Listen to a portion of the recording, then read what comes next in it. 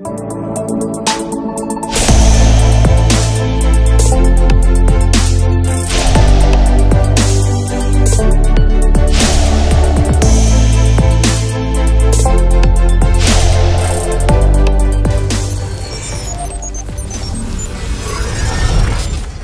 in turn will require strengthening the systems, raising the capability of its people, and above all enhancing the competitiveness of business organizations.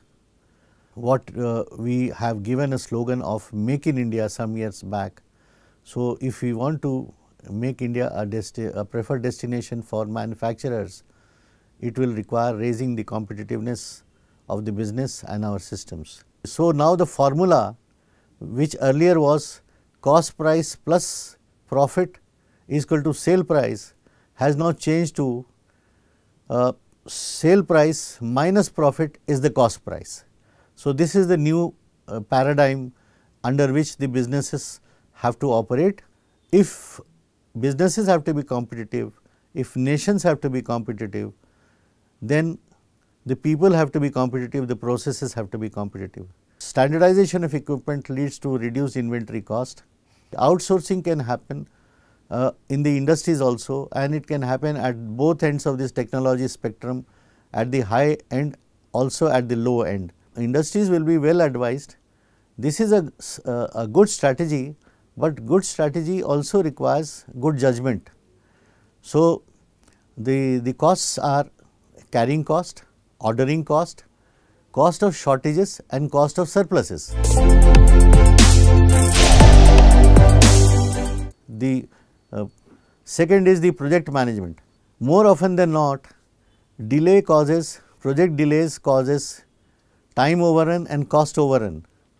There are many projects, irrigation projects or industries where a project which was scheduled for commissioning in 3 years time, and there are, I need not name them. So, if somebody peruses the records, there are irrigation projects which have taken 25 years, which have taken 50 years, and where the cost has shot up by 60 times.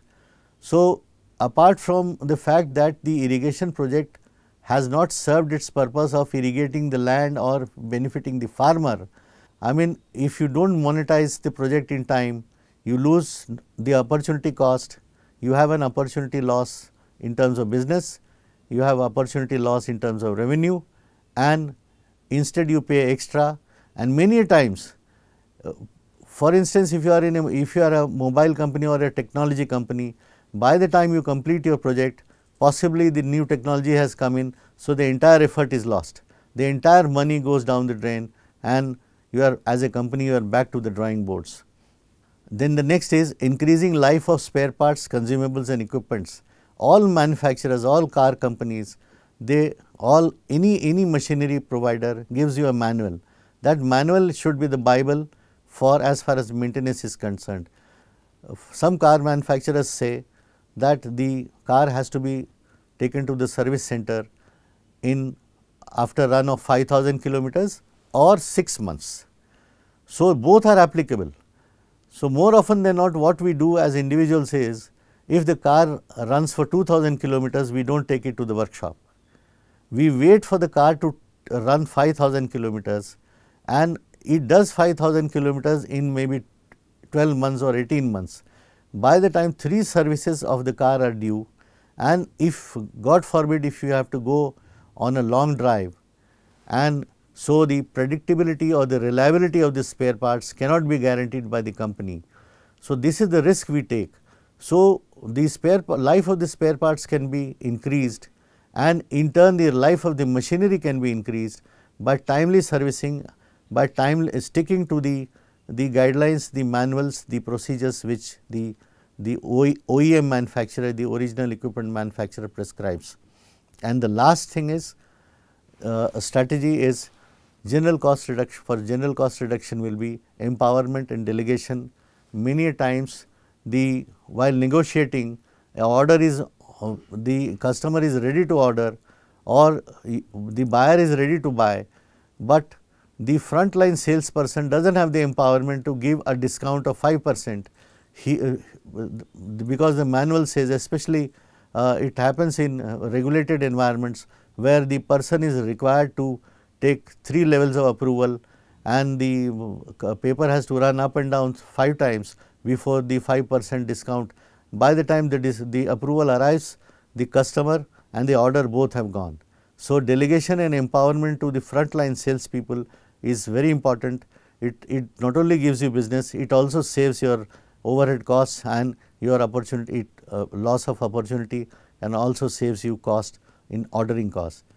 Now, let us dwell for some time on the strategies for increasing process efficiency. We all know big manufacturers, big companies have a lot of procurement, and when a lot of procurement, even in a project management scenario, there is a lot of procurement. So, it is always a good idea to ensure procurement efficiency, because there is a saying that approximately 50% of sale revenue is spent on material procurement. Very few people pay attention to this. So, you can imagine the 50% of sale, when 50% of sale revenue goes in material procurement, how important material procurement becomes. One of the good strategies is e-procurement. It automates the process of procurement.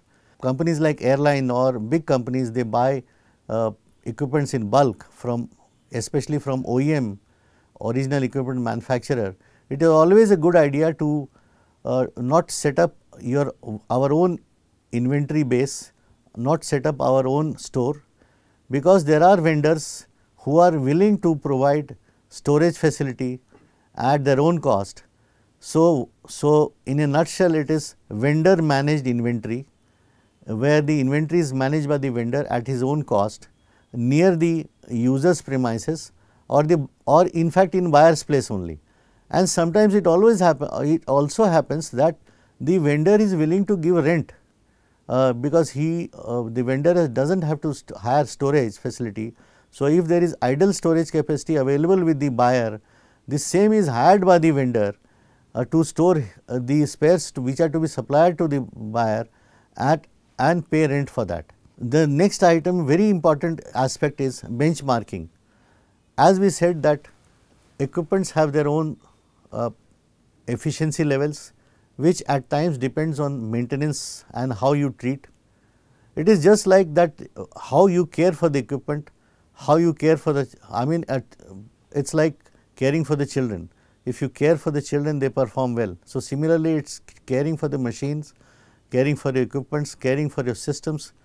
So, here it is always a good idea to look around and see how others are performing, because it is benchmarking is like learning from others.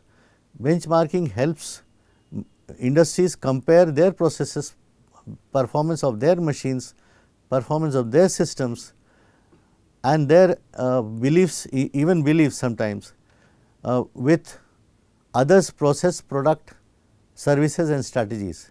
So, benchmarking is one thing which I will definitely recommend all the business entities to go in for, whether it is process benchmarking, whether it is people process benchmarking, whether it is equipment benchmarking. And one more very important aspect of process efficiency enhancement is manpower rationalization. Globalization has increased the demand for skills, and what happens is shortages and surpluses both exist simultaneously. For instance, in a country like India, where we talk of demographic dividend, at the same we have huge amount of engineering graduates passing out every year, but some time back the industry had a complaint, and which they openly mentioned, that Indian graduates are available in plenty, but unfortunately we cannot engage them because they are not employable. So, it is like scarcity amidst plentiness.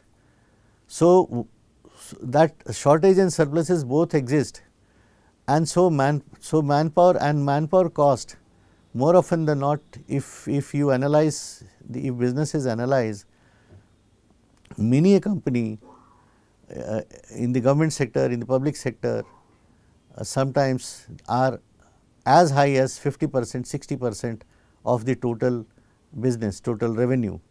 So, it is very significant. Normally, it should not go more than a single digit, or even if it goes into double digit, it should be less low as possible.